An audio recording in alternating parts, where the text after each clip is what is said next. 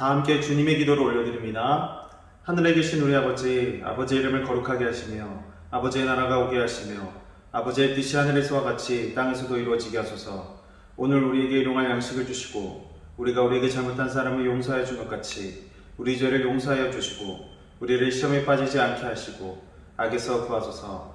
나라와 권능과 영광이 영원히 아버지의 것입니다. 아멘. 찬송가 425장입니다. 찬송가 425장입니다.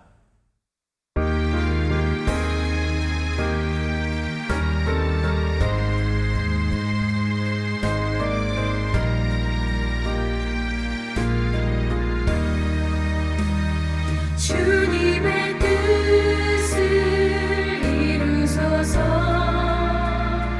고요한 중에 기다리니 진흙과 같은 날 빚으소. 주님의 영상 만드소서. 주님의 뜻을 주님 발 앞에 엎드리니 나의 맘속을 살피시사 눈보다 희게 하옵소서. 주님의 뜻을 이루소서. 병들어 몸이 피곤할 때 권능의 손을 내게 펴서 건강케 하여 주옵소서. 주님의 뜻을 이루소서. 온전히 나를 주장하사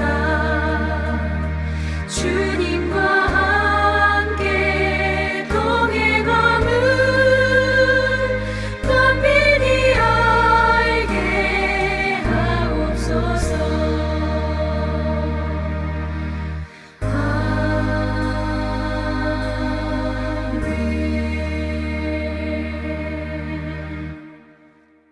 하나님께서 오늘 우리에게 주신 말씀은 구약 말라기 1장 6절에서 9절까지의 말씀입니다. 말라기 1장 6절에서 9절까지의 말씀을 이제 봉독합니다. 하나님의 말씀을 경청하십시오. 내 이름을 멸시하는 제사장들아, 나 만군의 여호와가 너희에게 이르기를 아들은 그 아버지를, 종은 그 주인을 공경하나니 내가 아버지일진데 나를 공경함이 어디 있느냐? 내가 주인일진데 나를 두려워함이 어디 있느냐 하나 너희는 이르기를 우리가 어떻게 주의 이름을 멸시하였나이까 하는도다. 너희가 더러운 떡을 나의 제단에 드리고도 말하기를 우리가 어떻게 주를 더럽게 하였나이까 하는도다. 이는 너희가 여호와의 식탁은 경멸히 여길 것이라 말하기 때문이라. 만군의 여호와가 이르노라. 너희가 눈먼 희생 제물을 바치는 것이 어찌 악하지 아니하며 저는 것 병든 것을 드리는 것이 어찌 악하지 아니하냐. 이제 그것을 너희 총독에게 드려보라. 그가 너를 기뻐하겠으며 너를 받아주겠느냐. 만군의 여호와가 이르노라. 너희는 나 하나님께 은혜를 구하면서 우리를 불쌍히 여겨서 하여 보라. 너희가 이같이 행하였으니 내가 너희 중 하나인들 받겠느냐. 아멘. 하나님께서 이 말씀을 통하여 우리에게 은혜 주시기를 원합니다. 사랑하는 곤지암교회 성도 여러분, 오늘도 새로운 아침이 밝았습니다. 오늘도 함께 말씀 가운데 나아가며 우리가 깊이 생각해보며 나아가야 할 것은 하나님, 오늘의 말씀을 통하여 우리가 살아가게 하옵소서. 오늘의 말씀이 나의 삶의 활력이 되게 하시고 내 능력이 되게 하시고 뭔가 돌파해 갈 문제가 있다면 이것을 통하여 주님의 말씀을 통하여 돌파해 나갈 수 있는 귀한 은혜의 시간 되도록 간절한 바람의 마음으로 이 시간 예배 자리로 나아갈 수 있었으면 좋겠습니다. 사랑하는 여러분, 저는 항상 주님께 기도를 드릴 때 항상 이러한 기도를 많이 드린 적이 있습니다. 하나님, 나의 삶이 예배가 되게 하여 주시옵소서. 나의 삶이 하나님의 기쁨이 되는 거룩한 예배가 되게 하여 주시옵소서 라는 기도 제목을 많이 올리곤 합니다. 여러분, 여기서 말하는 삶의 예배라는 것은 무엇일까요? 나의 삶 속에서 살아가는 동안 나의 모든 호흡이 그리고 내가 취하는 모든 행동들 하나하나가 하나님을 영화롭게 하는 하나님의 영광을 나타내는 그러한 모습으로 비춰지기를 원하는 것입니다. 그러한 하나님의 영광을 드러내는 모든 언행들이 이것이 예배가 되어서 나의 삶의 모두가 하나님을 기쁘시게 해드리는 삶의 예배로 전환되어 가는 것, 그것이 바로 삶의 예배라고 이야기를 할 수가 있는 것입니다. 깊이 생각해 보면은 이는 너무나도 어려운 일인 것 같습니다. 삶에게 예배가 된다는 것은 무엇을 의미하겠습니까?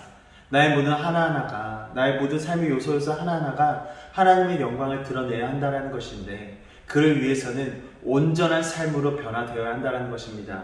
온전한 삶이 된다는 것, 온전한 존재가 되어야 한다는 것.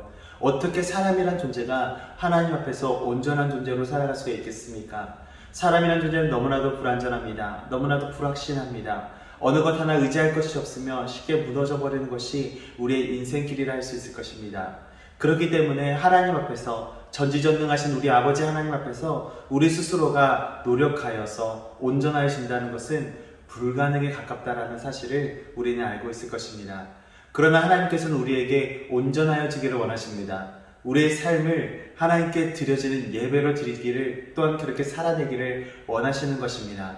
오늘의 본문 말씀을 통하여 하나님께서는 그러한 온전해지는 방법, 그런 온전한 예배자로 서는 방법이 무엇인가를 우리에게 잘 말씀해 주고 계신다는 사실입니다.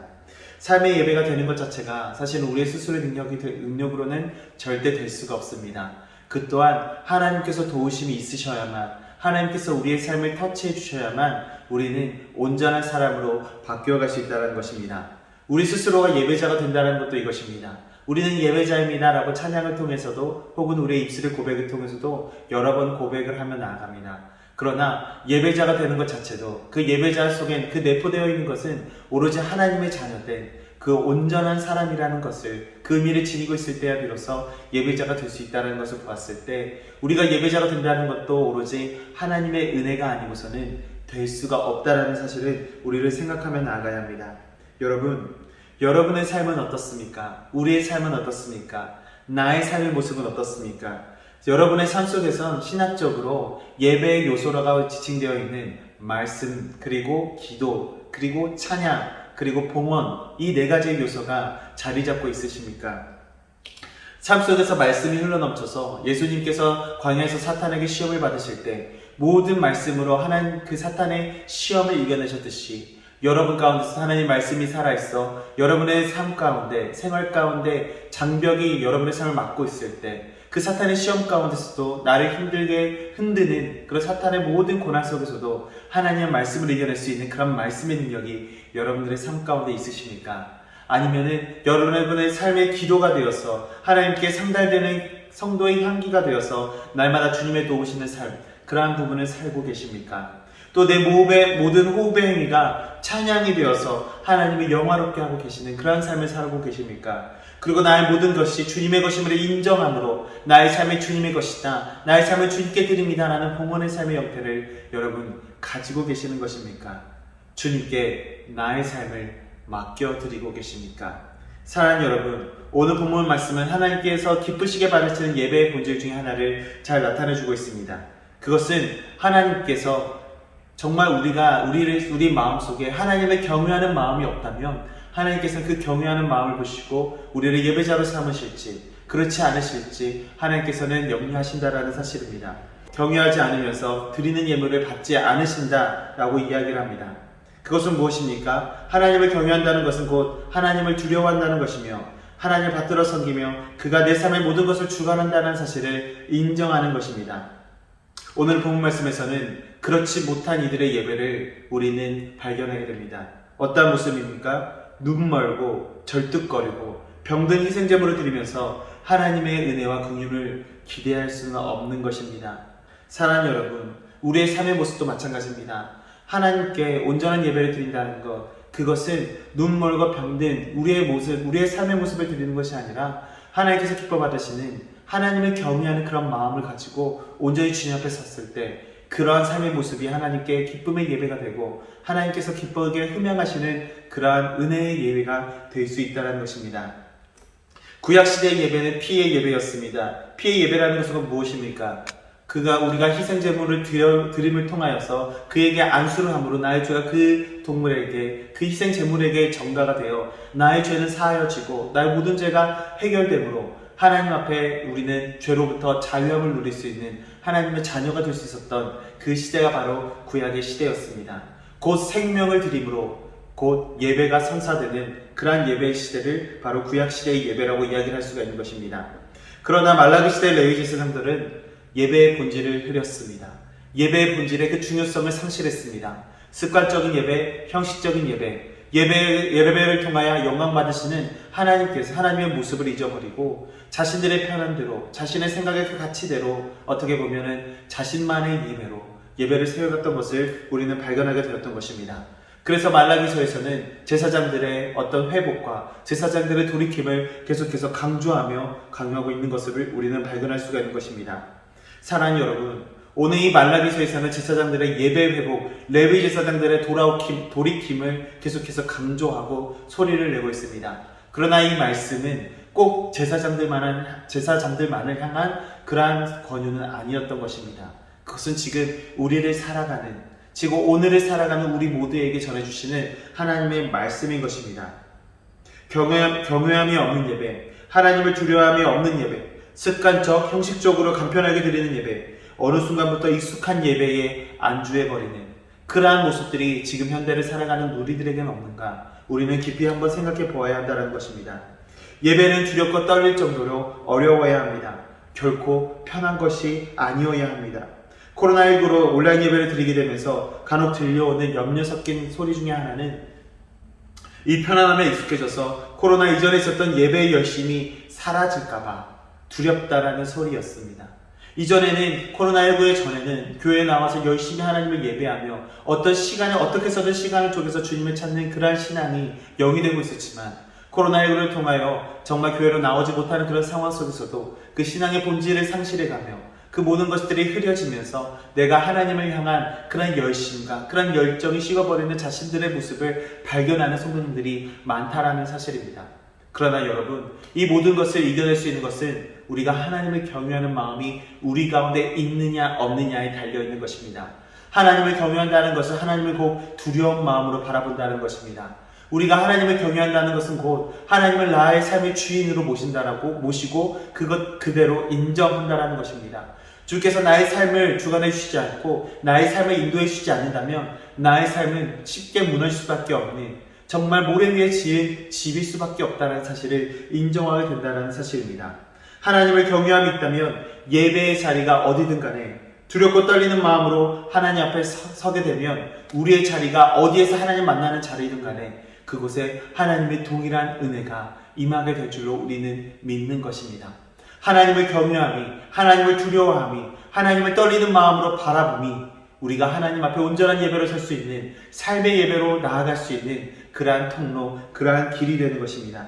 오늘 본문 7절에 말하는 바와 같이 더러운 떡을 하나님 앞에 드리는 것, 그리고 8절의 말씀과 같이 눈먼 희생제물을 하나님께 바치는 것, 절고 병든 것을 하나님께 드리는 것, 그것은 당시 인간 총독에게 드려보라, 그 총독이 받아주겠냐라고 말씀해서 말하는 바와 같이 그러한 것을 하나님께 드렸을 때 하나님께서 과연 그런 예배를 받으실까? 라는 것을 다시금 되돌아보고 되새겨보라는 말씀 또한, 그러한 경고 어린 말씀 또한 우리에게 해주고 있는 것을 우리는 발견할 수가 있는 것입니다.